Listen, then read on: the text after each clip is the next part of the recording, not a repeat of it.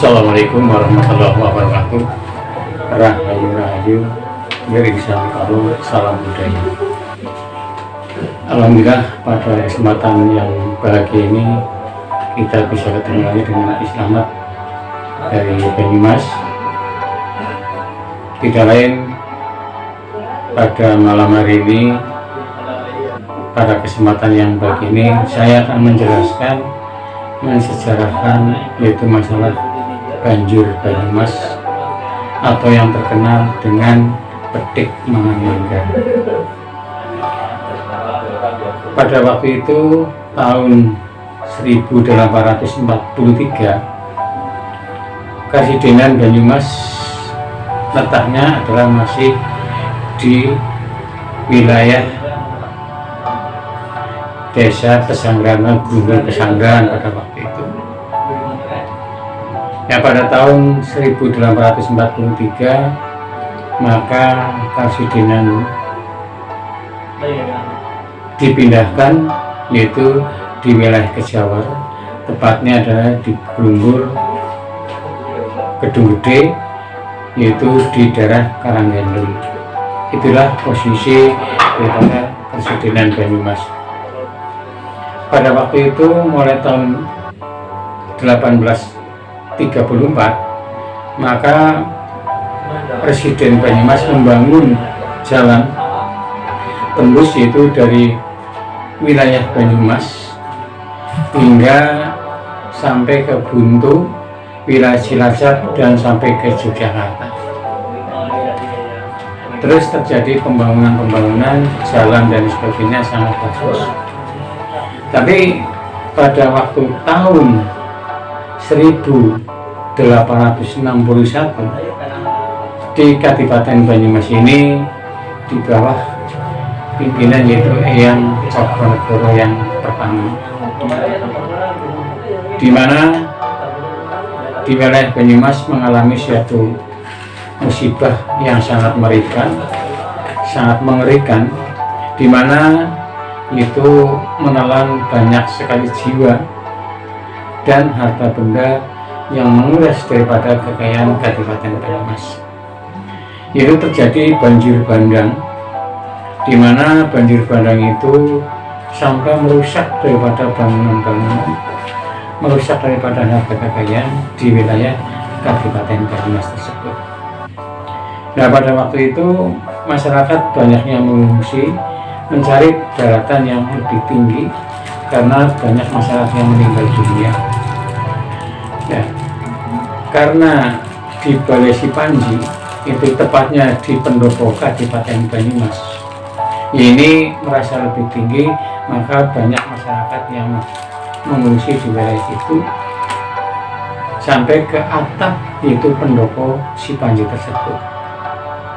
Tapi airnya sangat luas, itu banjirnya ditunggu 2 hari 2 malam tidak ada surutnya, bahkan sampai terjadi 4 hari 4 malam itu hujan deras dan air menambah tinggi daripada sungai tersebut, membuatnya Sungai Serayu, sampai airnya setinggi pohon kelapa. Makanya banyak masyarakat Banyumas yang mengungsi ke pendopo Sipanji sampai ke atapnya. Bahkan pada waktu itu masyarakat menilai Balai Sipanji atau pendopo Sipanji itu seperti perahu yang sedang mengapung di air, yaitu air pada waktu air bah atau air banjir tersebut. Nah, setelah 4 hari 4 malam itu surut, airnya itu adalah ternyata Balai Sipanji atau pendopo Sipanji posisinya seperti semula, seperti tidak ada perubahan. Makanya itu terjadi misteri daripada pendopo Sipanji karena terjang banjir, yaitu yang dinamakan banjir Banyumas. Nah, akhirnya Balai Sipanji dikeramatkan oleh masyarakat Banyumas karena merasa menyelamatkan penduduk-penduduk Kadipaten Banyumas atau wilayah Banyumas tersebut. Maka setiap hari becik, yaitu tanggal hari Jumat Kliwon dan Selasa Kliwon atau malam Jumat Kliwon malam Selasa Kliwon diadakan suatu sesaji, itu berupa bunga setaman, degan rapejo, garam dan kemenyan. Itu tradisi dulu di tradisi Panji tersebut, khususnya di Sakaburu tersebut. Nah, makanya dengan adanya pemilu tersebut, yaitu antara sekitar tanggal 21 Februari sampai dengan tanggal 24 Februari, itulah terjadinya banjir Banyumas. Itu tahun 1861, pada waktu itu adalah pada kekuasaan Eyang Cokronegoro yang pertama. Akhirnya masyarakat bisa diselamatkan, itu adanya banjir, dan akhirnya selamat dan bisa pulang sendiri-sendiri ke rumahnya masing-masing penduduk Banyumas atau warga Banyumas yang mengungsi di Badasi Panji. Nah, itulah sekilas yaitu banjir Banyumas pada waktu itu. Makanya dengan adanya banjir Banyumas maka menjadi legenda bahwa itu dinamakan Bedik Mangan Manggar. Kenapa dinamakan Bedik Mangan Manggar? Karena bedik itu adalah ikan kecil yang di laut, hidupnya di laut, itu bedik. Manggar itu adalah pohon kelapa. Jadi bedik makan manggar atau bedik mangan manggar berarti ikan yang memakan manggar atau bunga kelapa. Itu diibaratkan, itu diistilahkan itu, maka dinamakan banjir Banyumas, itu dinamakan Bedik Mangan Manggar. Nah, itulah masalah sejarah banjir Banyumas.